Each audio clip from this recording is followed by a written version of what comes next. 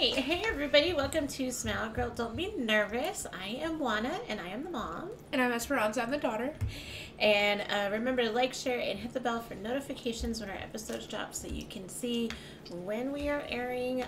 We should be back on schedule by now. And we should be good to go. So we're just going to jump right into this one because we don't have any holidays. But next week is going to be Christmas already. Can you believe it? I am not ready. This year went by so fast. It did. It did. Like, your graduation was, like, the last biggest thing, and that was in May. And then the rest of the year just, like, went... Oh, that's right, yeah. And then the rest of the year just went... Yeah. I remember what I did for New Year's last year. I don't remember. I don't remember either. I don't even remember where I was at. Well. Yeah. Yeah, I don't know where this year went, but it went like too fast, way too fast. Yeah. Yeah, we're just gonna get started. So this is the last quote of Betrayed. So we will be in Chosen next week. Okay. We're just gonna wrap this one up, and like we said last episode, there wasn't a whole lot of quotes coming out of Betrayed, and like I said, that's because there was a lot of gross situations, and Zoe's really coming onto her own. And what is going on with my shirt? I hate being on camera because I never know language switch. It is supposed to be like off the shoulder a bit, but I don't like it. It's too big for you. And so I need to switch it up and say that. That's fine. She's really learning on how to get on her own and work with the nerd herd and get Aphrodite's group under control. And once you read the books, you understand that takes a lot in itself. This particular quote says, and I also No, that one. Also wish to remind you that the elements can restore as well as destroy. Okay, so a little bit of context about this is Zoe has rescued Heath from the red fledglings, and they've come out of the tunnels. Neferet meets them at the top of the tunnels, and the sirens are coming, saying, indicating that Detective Marks is on his way. Neferet has cast a spell on both Zoe and Heath, saying that they will not remember anything from that night. While unconscious, Zoe is meeting with Nyx, because that seems to be her time when she meets with Nyx, is when she's passed out. And Nyx tells her this line and tells her that she needs to wake up. So this is like a real vital part of the story, and it comes like right before the end of Betrayed. I smell like fucking Christmas. Huh? I said I smell like Christmas. You do smell like Christmas. It's kind of outrageous. But I bet you're going to feel better. I hope so. So this comes like right before the end of Betrayed. So the red fledglings are a new type of fledgling that has come up.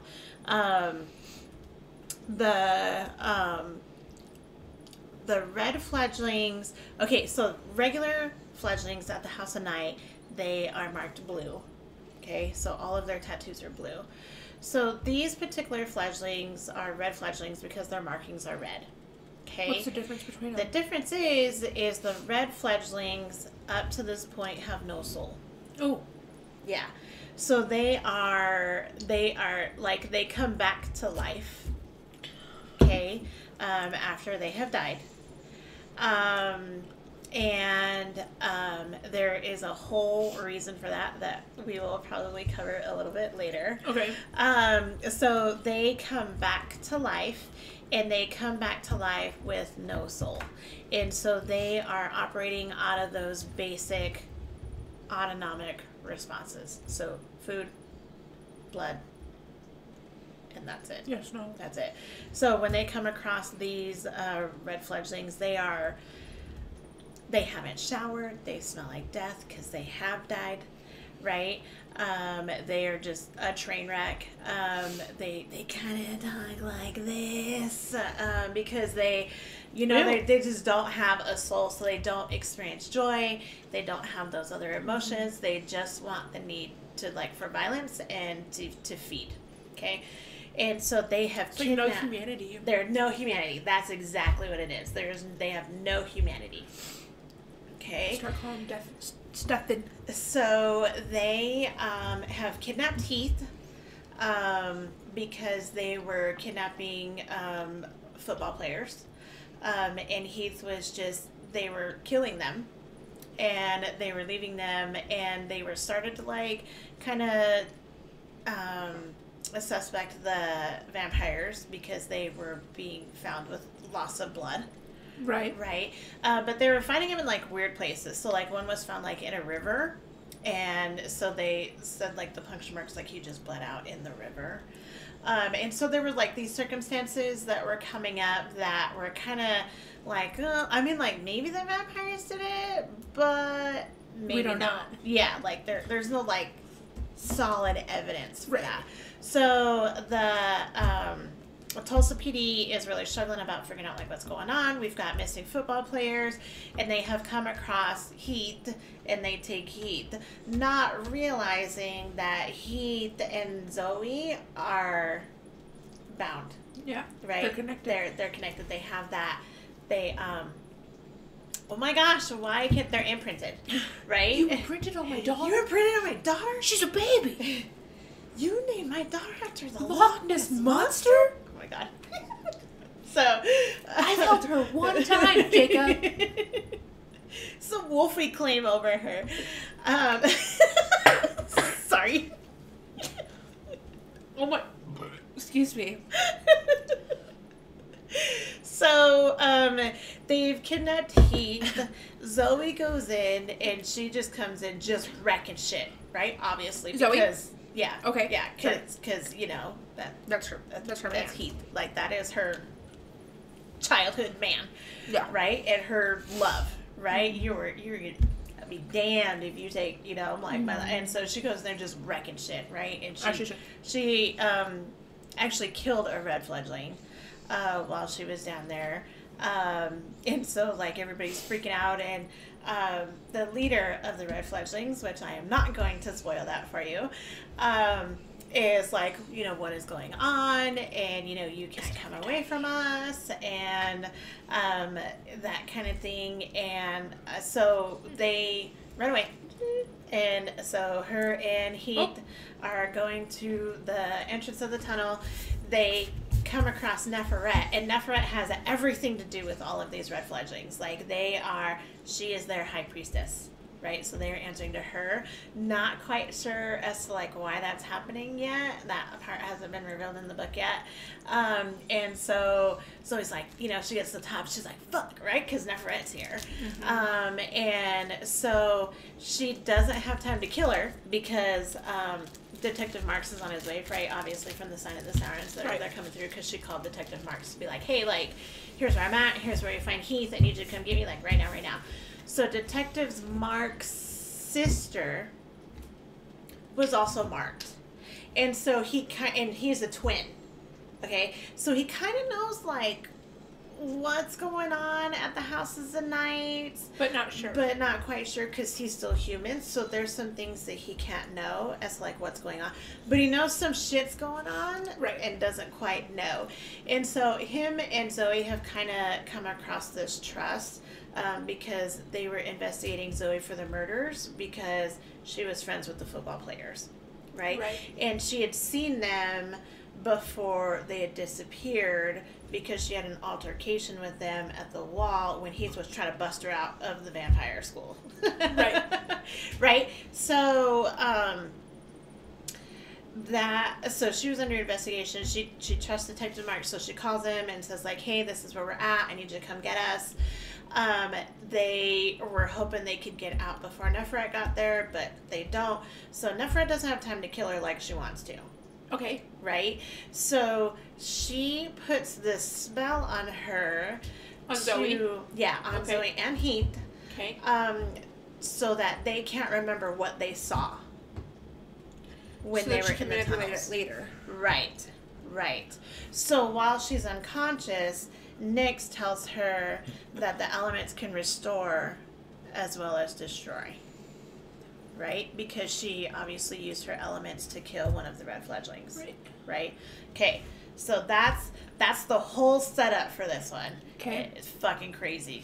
Like it's I mean, like, this is really where shit hits the fan. Right. In this series, because like, people are dying, you know, new species are coming up, you know, they're trying to figure out, like, how this new species is here, how do we fix the new species, like, can they be vampires, are they vampires, because they are full-fledged vampires at that point in time. Right. So they're not fledglings anymore, so they operate by different rules, they have different powers than the regular fledglings.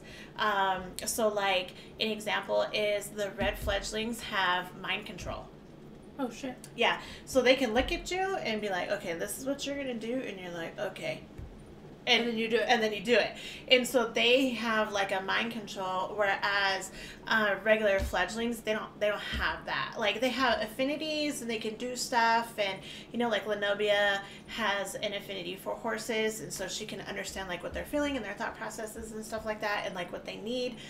And Zoe has obviously all 5, and so she can, you know, use powers and do those kinds of things. You can call your elements, to the circle, you know, like, and so, you know, all of her circle, you know, Stevie Ray is Earth, and so she uses Earth quite frequently throughout this series for, you know, restoring and protecting. And, you know, Aphrodite obviously has her visions. And so the fledglings have not regular, but they have affinities and powers. Right. Mind control is not one of them. Okay. Like, that is not a thing for regular fledglings. So that is a specific red fledgling thing only. Okay. They also, like regular vampire movies, cannot go into a place of residence without somebody coming in to be like, hey, like, you're invited into this spot. Right. So they can't come into that either. So regular fledglings can do that. They can go and they can come and go as they want to, but red fledglings, you have to be invited in. Right.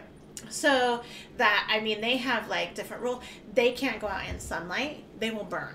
Oh, shit. Yeah, they will burn, be set on fire, and die. So the blue fledglings, they can go out in sunlight.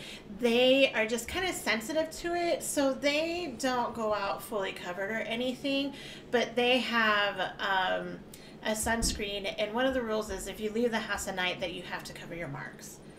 That's how it stops the questions and the racism and that kind of thing, the different treatments of them outside of the walls of the House of Night. Right. And so they have, like, a special concealer that covers their marks, and so that's kind of how they blend in with regular humans. And so it's not like a super huge big deal. We'll have a discussion about racism and prejudiceness and that stuff later. That comes in a future episode. I'm freezing. So, really? It's not cold. Oh, I'm so cold. So they have different rules, like they are a whole new being. So the House of Night and the town of Tulsa is trying to figure out how to kind of handle this new thing that's going on, because right now they think that there's just wild animals out there, and that's how these boys are dying. Right. Okay. So that is what's going on in this book. And this is where Neferet is really starting to show her ass. Okay. As to, like, what her real motivations are. Right. Yeah. Yeah. So, that being I need a blanket. I'm freezing. Okay. All right. Well, while she's getting that, let me just introduce you to the article that we're covering. So the article that we are going over is called Sharing Our Pathways, a newsletter of the Alaska Rural Systematic Initiative. This is Volume 1, Issue 4, in the September-October 1996 issue.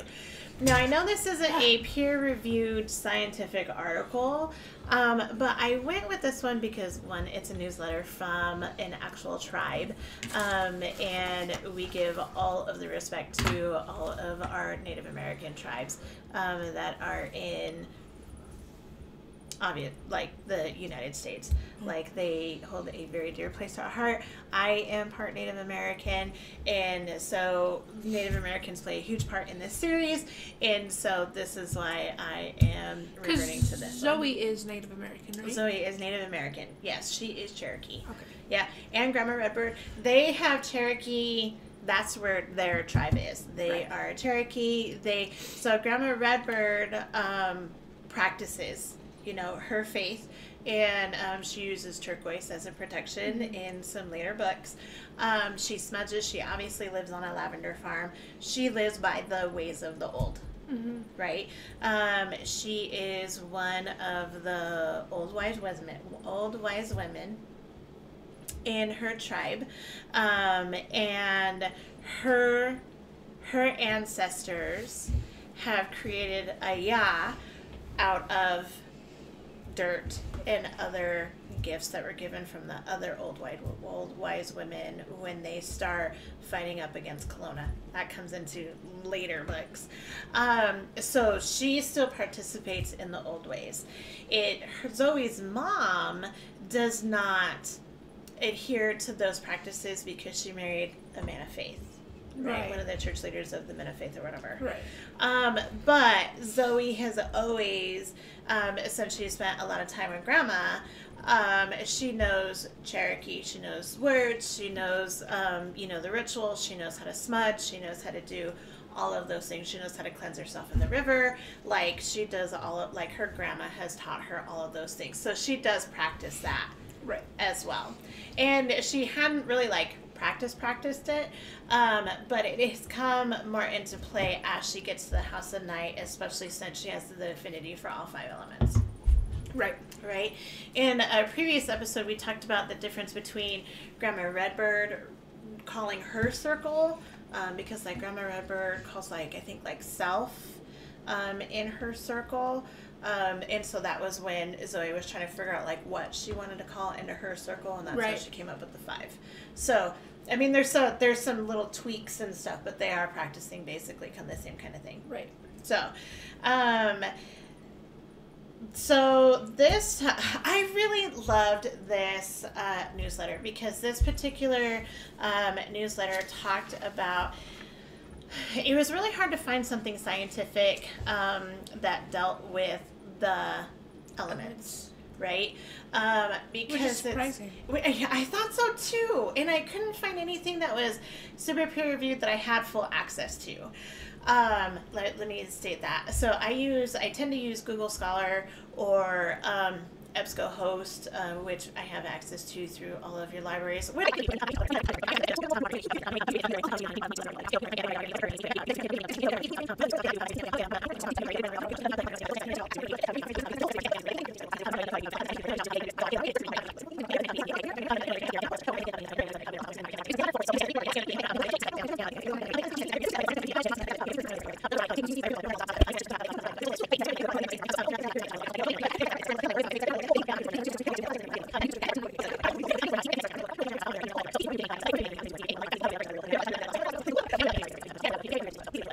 So, that being said,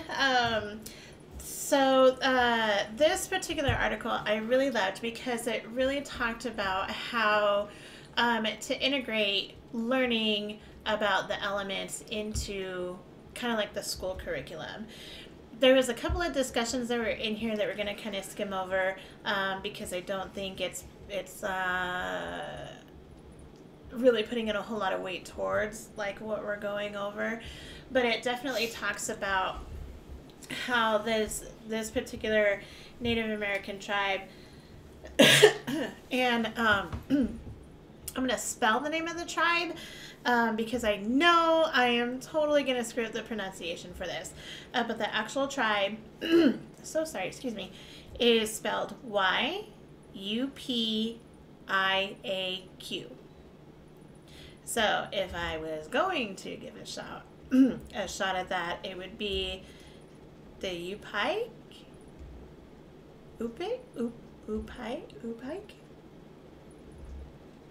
tribe. So that looks weird. They Well, I know their lettering is different, so their Yeah. alphabet is different than ours. And so like some like Some say letters are U, silent. some Yeah. are- yeah. Yeah, like the H is like forever silent in Spanish, right? Yeah. So and then they have like the double L's, and so like I Yeah. know their alphabet is different too, and so I'm just gonna run with that. And please, if I am wrong, I am so sorry. That please know that I give mad respect Yeah. to your tribe. In reading the newsletter, I'm just like, oh my God, I absolutely love their philosophy on how all of this goes. So they were talking about not only implementing how to learn about the elements into their curriculum, into their school curriculum, but they also are talking about the importance of coming away from technology in their school system, because it comes away from teaching the actual lesson itself. Mm-hmm. So they are talking about, being more involved in the process, and like really making that connection between teachers and students, and how that is imperative to learning how to get along with your tribe and being a community and that kind of thing. Whereas, being so centered around technology, whereas in the Western world, especially here in Wyoming, where Wyoming is centered around oil money, all of our schools get our oil money. So our schools are very well funded. Yeah. Especially here in Casper and Gillette. I mean, the schools get some pretty good, oil We have money. nice schools too. Yeah, and they are beautiful, and they do a great job in implementing like work trades into the curriculum, especially here at the PIC, where they have like construction trades and food and like I want to say food service, but not food service like McDonald's, but food services and like catering and that kind of thing. We have the like culinary stuff. food and nutrition. Yes, and they've got like vet tech, and they've got construction trades and welding and automotive and diesel tech and stuff. Agriculture like that. is a big one too. Agriculture is huge here. So we focus a lot though on technology. So every computer or every student has a computer here. Every high school has like a computer tech lab, where you can go and take your computer if like you lost your charger or your mouse isn't working or your computer is faulty or you dropped it or whatever. Even if it's not just like a lab where like you have other computers at hand. I mean, like we have the library for that, but we also have like an IT center. Right, that's what I'm talking about, the IT center. Made specifically to handle Computers. all of those computers that come in for each and every student. So we are, and like the classrooms in your grade school. And we didn't have walls. Yeah, that's the one thing that I loved about it, is they didn't have walls, and so they had like these movable walls so that you could create a classroom if you wanted to, but it was open fairly, like for the most part. So you guys had iPads that you could take as your computer, and you could take, do that lesson, and you can go sit in the round tables, or you can go do a group over here. What a fishbowl. So it was the school's very different and very, very, very immersed in technology. Oh yeah. Whereas they want to focus on the actual like relationships that come with schooling, and really getting to know how nature is integrated into all of the education.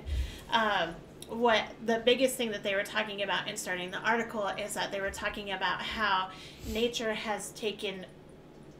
science has taken the place of nature. Yes. In education. It's very science focused, and science, and technology, and they are doing that as a way to come away from nature and the elements. Mm-hmm. And as I was reading that, I was like, oh my God, that is so true. Mm-hmm. That is so true. And so this article, I was just like,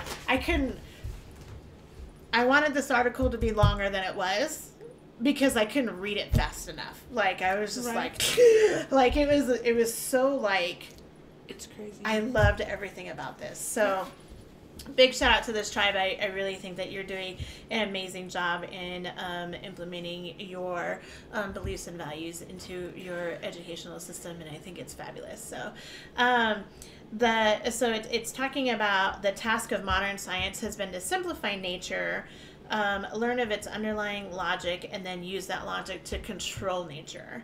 And in that, they were talking about how we're using science to control, like the weather, right? Like, how do we figure out what the weather is going to be?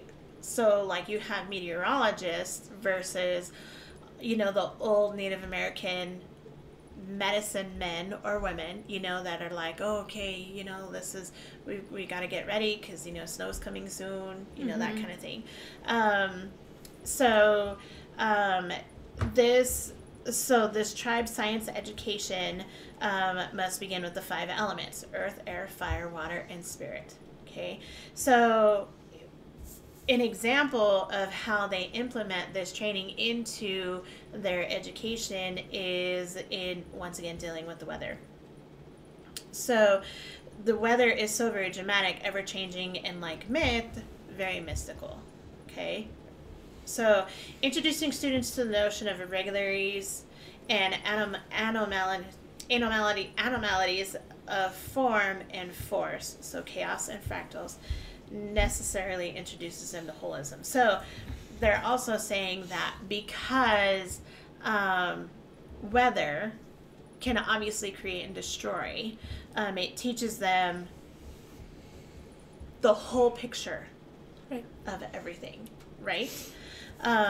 So the key idea is for the students to understand the interconnectedness of all things in the universe, right? Everything is connected to something else. Okay, so of utmost importance in using the 5 elements of life to teach science is assuring that the students understand that the sacred gifts of each gift to the life-giving forces of the living earth or Mother Earth. So each element has their own place, right?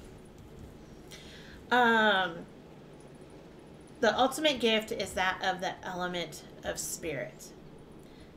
This gift is, through the Yupiaq language, mythology, rituals, and ceremonies, the students are taught the correct life way, a life way appropriate to place, right? So they know their place with the land, not just their place in the world. Right. Okay?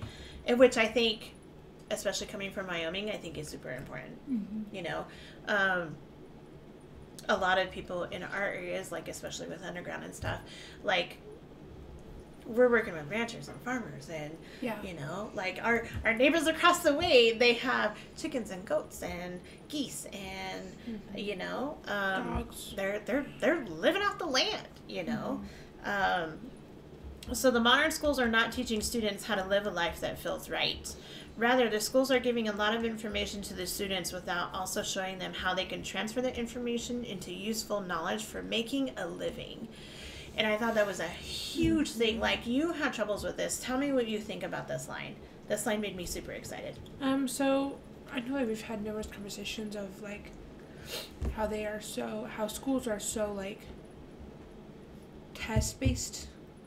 Right. It's regurgitation as opposed to like. And instead of like, okay, like, so I'm going to teach you this, but like, here's how you're going to use it. Okay, I cannot tell you one day that I have gone where I'm like, yeah, no, like, I need a squared plus b squared equals mc squared.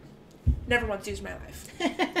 Okay, there is shit that they are teaching us that we have no reason for. Right. Like, it's just to get through. It's the tests and the test is not based off of anything. Right. It's like, okay, well, like, this was taught, so, like, maybe we should throw that in there. Like, but when do we use this? Right.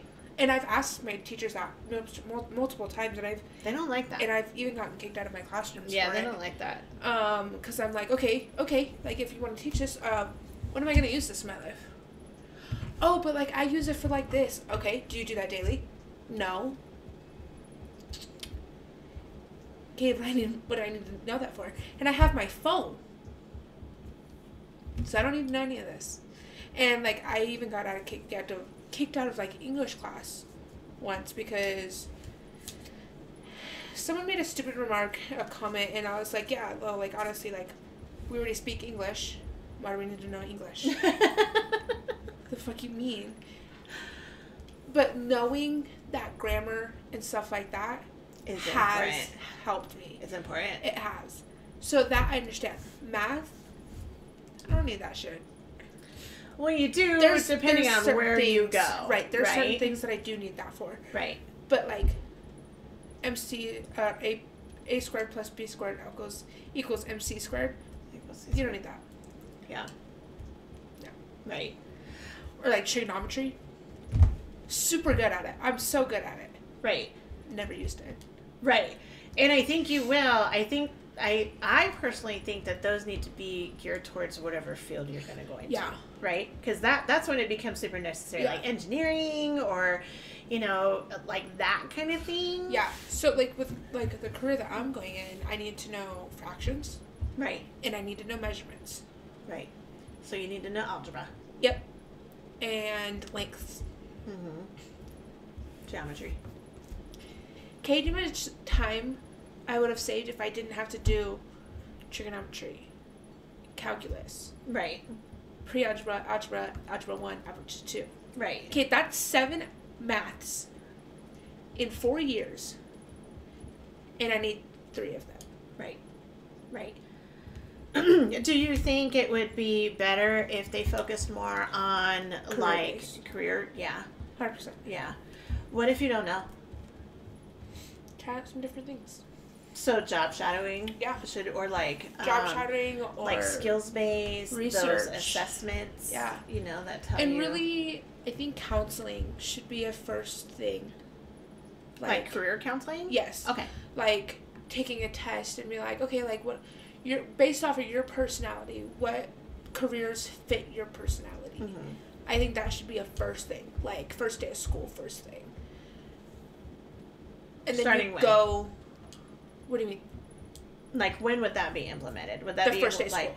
Oh, like kindergarten? No, like of high school. Oh, okay. Okay. Because I think everything that they teach during kindergarten to was it 8th grade year is important. You need to know your letters. You need to know your fractions. You need to know your adding, subtracting, division, multiplication. That is all important. Mm-hmm. First day of high school, you should do into that counseling personality test. Figuring out, you have about like a semester to figure out what you want to do. That's job shadowing, that's researching, that's doing your money accounting, your financial literacy, stuff like that. Then you go into what classes depend on your career that you chose. Mm-hmm. Can you change? Yeah. Yeah. And I think you get like a 2-time change thing because then you only have 4 years. Right. And you have to get a certain amount of credits. Right. I think the amount of credits should change for each career. Because, like, if I went in for just cosmetology, there's no... That's going to take less time than those that want to go to, like, doctor college. Like, and doctor college, med school, or be an attorney. Like, there's no way I can get 32.5 credits out of just cosmetology schooling. Right. You know what I mean? Right. There's only 36 chapters in my book, but trying to spread that out into a semester, right, it'd be a waste of time. Right. So do you think you could have like dual pass? Like, so you know how like I want to go cosmetology and business. Yeah. Or, so literally, how I want to go into cosmetology and law. Right. I think you choose the main one as your plan A. You do that. And meanwhile, at the same time, while you are still getting credits for this, you can start leaning into this, and at some point you can come together. Right. Right. But your plan A needs to be your number one priority. Right. Because that is plan A. Mm-hmm. Plan B still needs to be a priority. However, I'm not going to say slack. It's not the main priority. It's not the top priority. It's not your main choice. Right. Right. She's got some tummy issues going on. Sorry. So I think I agree with you, but I think the career assessments and stuff should start at junior high. Really? And that's like when, because I really kind of talked you guys into doing all of the things that you could in junior high. Mm-hmm. Now our schedule was fucking crazy. Yeah. But like you guys got to try like all the different things, and that's why I was like explaining to you like junior high is like where you get to try all of the things, because then once you start high school, then that's when you need to know by then like, or have an idea on what you're wanting to go into. Anthony still doesn't know what he wants. Right. Yeah, he's still trying to figure that out, and that's okay. Yeah. And there should be a path for those that are just like, hey, like, but I also think that had those assessments been done sooner, right, that he would have had some or a little bit more direction, right, as to where he wanted to go as opposed to just not.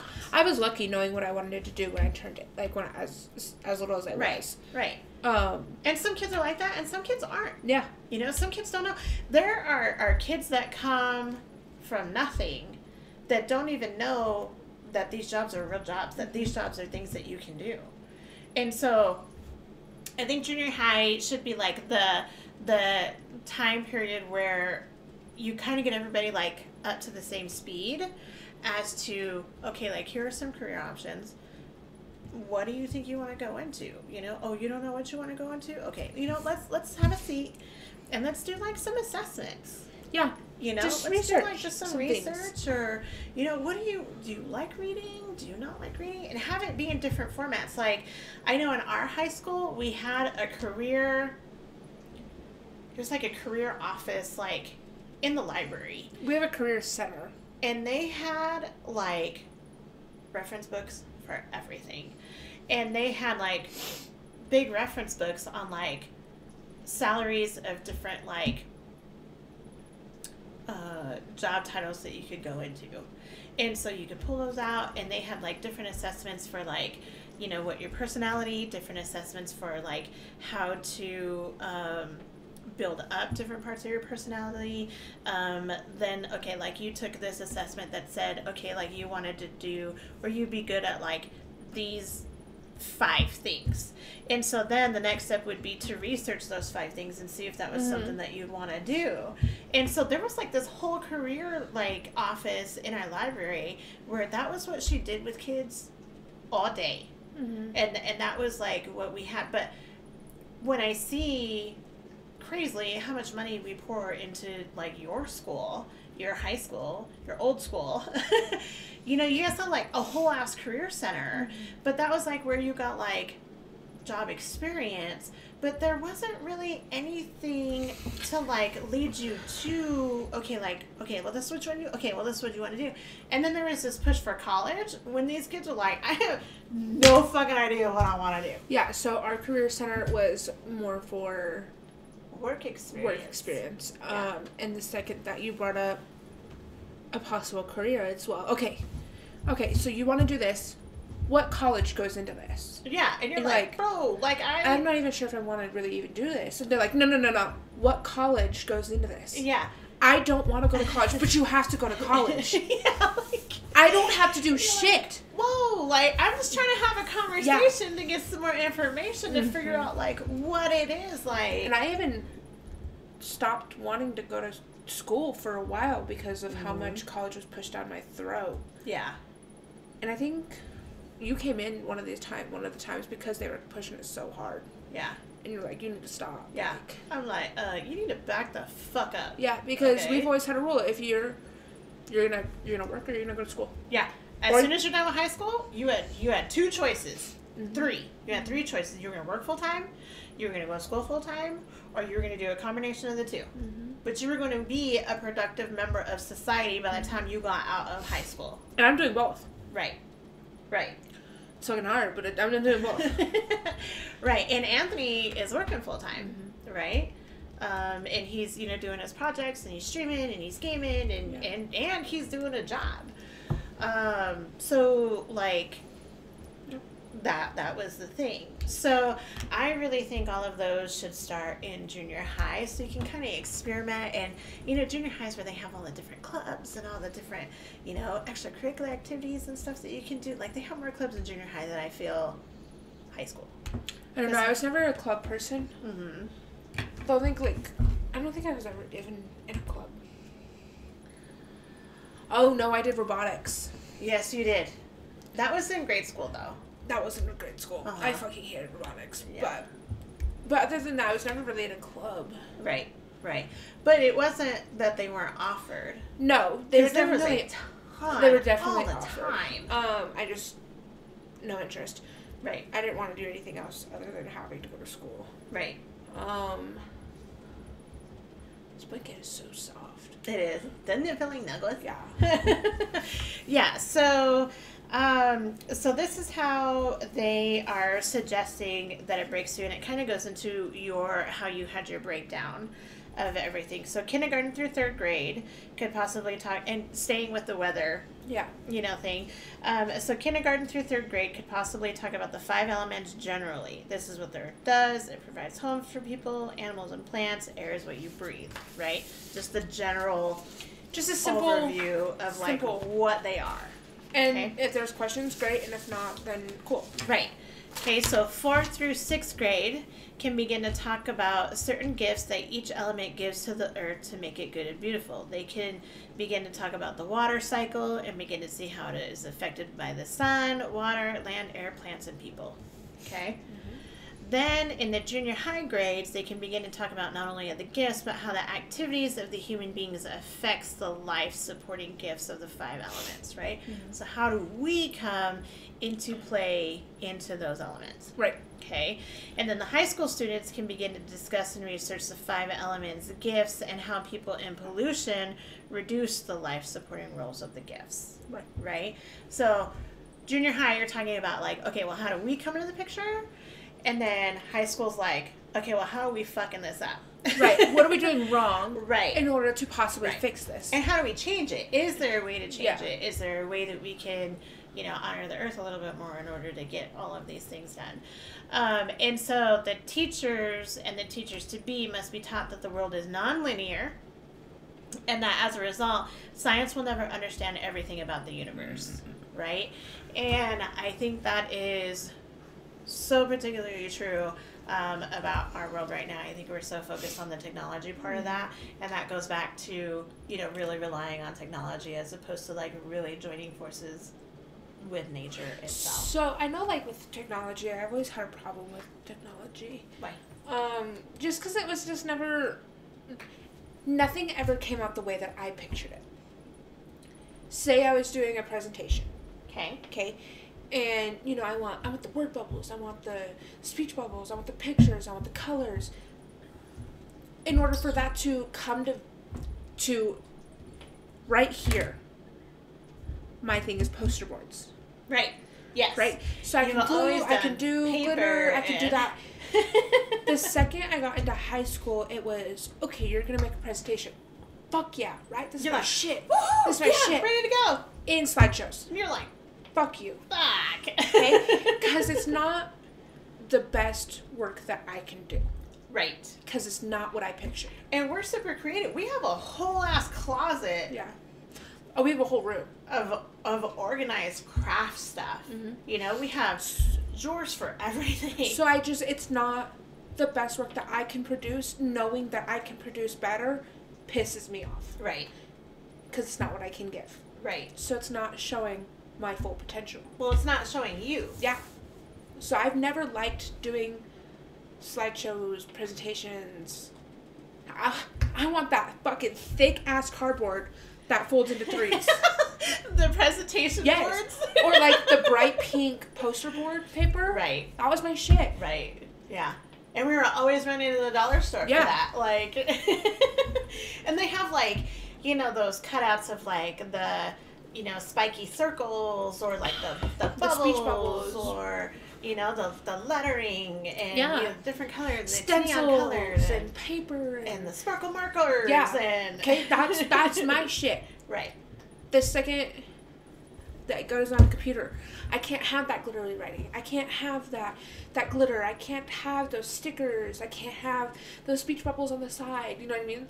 I can't have that, so it's not me. Right.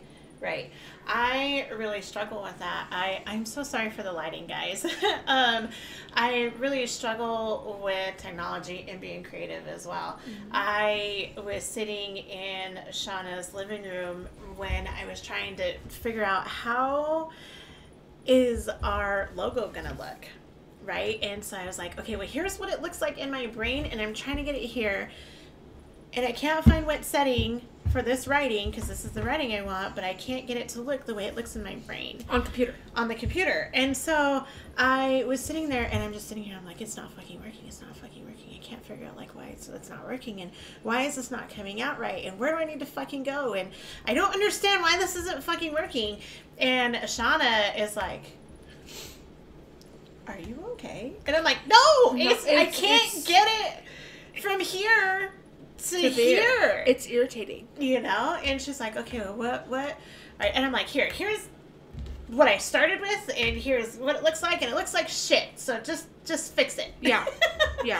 And Shauna is amazing and can come into those programs, you know, whether it be Canva or, you know, she does a different program on her iPad where she specifically goes to there when she, like, has to design things herself and put, like, different elements together.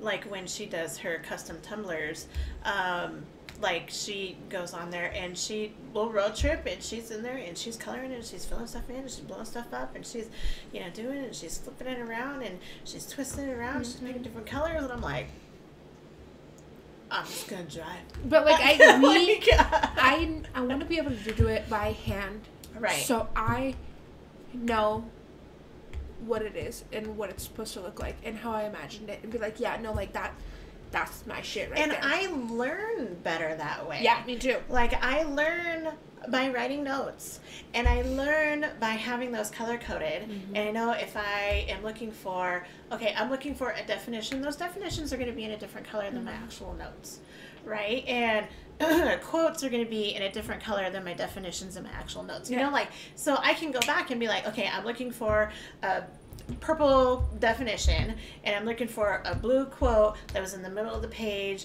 in chapter 3. Boom. Right there. Like, you know, and I know exactly where it's at, and I know what it's going to look like. And even, you know, when we're being creative, when we're doing like either our coloring projects or our crafting projects, like, we will have this whole thing full of shit. We're just like, yeah, okay, well, I need this paper over here, and I need this paper over here, and I need, hey, can you have me a green marker? Not that kind of green. I need like a Crayola green, you know, like, and those kind of things. And then we're like busting it out, and then once it comes out, we're like, yes, this is it. Like, this is what I created. Even like simple things like coloring, like there was this one sheet of like a coloring page that I was trying to color. And it looked really pretty. It was really pretty. But I, like, looked at it, and I told Olivia, I was like, this isn't what I wanted. So I ripped it up, threw it away. And she was like, why would you do that? It was so pretty. I was like, because it's not what I wanted. It's not how I pictured it. It is not as vibrant as I wanted it. It may have been the right colors, but it wasn't flashy enough for me. Right. So I threw it away. Right. And she was like, what the fuck is wrong with you? And I was like, no. This is what we do. Yeah. And we're just so hands-on. So the last tip from this particular article, it says they must also release and appreciate that in modern scientific and technological endeavors, mathematics, science, and technology are interrelated, as are all other disciplines. And that goes back to the previous note of, we need to understand that one thing is connected to everything else. We are connected to everything else. We, as a collective consciousness, like, our thoughts influence what is going on in the world. You know, we have that power with social media. You know, we have that power in our families to break those cycles and live a different way. Like, everything is connected. All of the sciences and fields are connected. I was looking for a particular article last night, and I was really struggling, and I was like, Justin, I really need, to come talk me through this, because I can't find what it is that I'm looking for. I know what I'm looking for, but I can't find the terminology that I need in Google Scholar to find this particular article. Right? And so I need you to just help me talk it through to figure out, okay, maybe you say it a different way, or let me look up some search terms as we're talking and see if it comes up that way, to just help me process my brain a little bit. Right? And I was looking for an article for gifts, which is going to be a future upcoming episode. And it talks about how these particular gifts are given to you by your chosen God, whatever that may be. Okay? And how if those gifts are taken away, then that changes who you are as a person. Okay? So we're not going to go into that discussion, because that discussion is going to be a pretty long discussion, because I have some great feelings about that. But it led into the only studies that I were finding was talking about neuroscience and how free will isn't free will. I automatically go to love languages. Because of, so and we all go different places because they are all so connected. So it started talking about neuroscience because it was talking about your brain tells your body what to do. And so there's a delay between what your mind wants and what your body wants. And if there's a delay, is that free will? So then it started talking about how your mental capacity comes into that. So then you're talking about physiology, psychology, mental illness, plus your brain science coming into that, neurology. And all of these things are all connected. And how is all of that connected, and how is it implementing free will? That is just one particular thing. Now, that's not talking about the cycles of the moon. That's not talking about your astrological sign. That's not talking about your personality traits. That's not talking about the weather that's happening at that side at that point in time. How is all of that also coming into the amount of variables into everything is just outrageous. Literally everything, and it is all connected. It can go down to the fucking last time you shit. Yeah. Literally. When was the last time you wiped your ass, dude? That's literally how you know who's going to be the first player on Cards Against Humanity. That's a choice. Who's the last one that shit? You could, it could be a choice between, oh man, you went 5 minutes before me. Okay, well it's not me. Then I'm not the number one person that gets to go. And it's just something as stupid simple as that can change everything. So the other thing that I wanted to talk about that you brought up when we were talking about this particular episode is astrology. How do you think astrology comes into play in all of this, since astrology is based on signs and ruling elements and that kind of thing? So it kind of goes into the zodiac signs. We are very different depending on the month and day that we were born. Oh, yeah. So, when's your birthday? What's your sign? So, my birthday's May 3rd. I'm a Taurus. Okay. And I'm August 14th, and I am a Leo. And so, my ruling element is fire. And I'm Earth. And that couldn't be more spot on. Yep. Though, I don't know, I really do believe in, the zodiac sign and stuff like that. But there is people that, go, over the top. Oh, yeah. Where it just becomes, a part of your identity. Yeah, instead of just, you're just nah. No. So, that doesn't give me grounds to be a dick. Julie. Yeah. Yeah. Not that we know it, Julie. I'm just saying random names. No. There's people that are oh, my zodiac traits stuff says that I do this, so I do it. Okay? No. I do this because this is who I truly am, and it may possibly fall in with my sign. Right. But I'm not oh, that's because that's because I'm a Taurus. No. Right. No. It may, and it even comes down to the fucking minute that you were born. Right. Yeah. You know, we all have our astrological chart. Yeah. And it constantly changes. And the actual, like, because you go off of, like, where you were born. That's why you try and get your time as close as you can to where you were born. And I have done an astrological chart, and I'll see if I can get a picture of that. My forehead looks huge. But there is some crazy shit that has come out there, and it has been real eye-opening to look and be like, whoa, like, okay, well that explains this part, and that that really hits spot on, because I really like doing X, Y, and Z. Right. I promise I'm not trying to be rude. I really am having stomach issues. Yeah, we're working through it. It's okay. And so is there any... Okay, so the question that I have is, do you really resonate with your element, or do you find peace in a different element? I really do resonate with mine. Okay. So Earth is where you are calm in the trees and stuff like that. Like when I need to escape, I'm in the mountain. Yeah. Luckily, we're so close to the mountain. Yeah. With all of our elements. Or just going to the river. Yeah. And touching the water. Like, it doesn't have to be anything crazy. Like, drives. Going for drives and looking at the scenery is calming. Like, you know what I mean? Like, so it doesn't have to be like, well, I went to the Bahamas. Like, first of all, I don't have money for that. Okay? Yeah, first of all, we broke bitches. We can't be doing some shit like that. Yeah, so...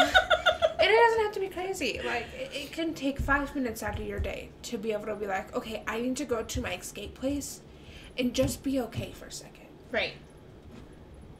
Just for that second. Mm-hmm. And then restart and go. Right. Just take a minute. Right. Okay. So... Fire is my element, and as much as I love some bonfires, let me tell you what, I get wrapped up into some bonfires real quick, and nothing else will exist outside of that because I'm watching the fire. Water is where I tend to go. Yeah. Like, I am, if I need to escape, I'm up at the falls, and I am in the falls. Like, I am in the rocks, in the middle of the stream, in the water, you know, and I'm like dipping in, you know, and I'm like covering my face, and I'm like putting water on my arms, like, and that is where I feel the best. If I'm getting super overwhelmed, I'm in the shower. You know, when I had a working bathtub, not that I don't have a bathtub, there's something going on with our drain, so I can't take a bath, but like, you know, when I had a working bathtub, if I was overwhelmed, I'm shut. Leave me the fuck alone, because I am in the bath, I am doing candles, and I'm with my book or some music or whatever, and I am just, I'm in my water.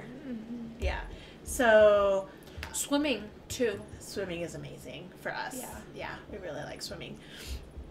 So I really want to, I just really wanted to put that out there, that, you know, we are all born under whatever element, based on your astrological sign, and whether you believe that or not, you know, it's totally your opinion. Is totally your opinion. Yeah, 110%. But there's different, you know, astrological signs to. I think there's like the Chinese zodiac. You know. And so that one's just based off the year that you're born. Yeah, that one just goes off of years. That one doesn't go off of days and months and stuff. And so there's other different zodiacs as well. And so it's just interesting and fun to see, like, oh, here's a new one. Like, okay, well, like, what does this say about me? You know, it's like, it's those career assessments that you get to learn about yourself. And they may or may not fit. Yeah. May or may not. That doesn't mean that, you know, I think there are two different kinds of Leos. Yeah. I think there are two. I think there are two different kinds of every sign, actually. Well, except like Gemini, because Scorpios are bad too. The Scorpios are fun. Most of my friends are Virgos. Yeah, most of my friends are too. I get along with Virgos very well. Justin is a Virgo. My best friend Inez in Texas, she's a Virgo. But generally, everybody else that I hang out with, like Shauna's a Sagittarius, so she's a fire sign too. Yeah. But I generally tend to feel more at peace with those earth signs. Yeah. The I have to go. Tauruses and stuff like that. So. I'm sorry. Okay. You are good. Actually, we are good to wrap up. Okay. So, we want to thank you for being here. We're going to thank Justin for being a sponsor, as always. Once again, Stable Virgo. Thank you for joining us. We just wrapped up our last quote of Betrayed. Next week, we'll start book 3, which is Chosen. So join us for our next episode where we talk about lies. This one is going to be a fun one. Oh, fuck. So any questions, comments, concerns, email or message on YouTube or any of our other social medias at smilegirldon'tbenervous.com, and we will see you next week. All right. Have a good one. Bye.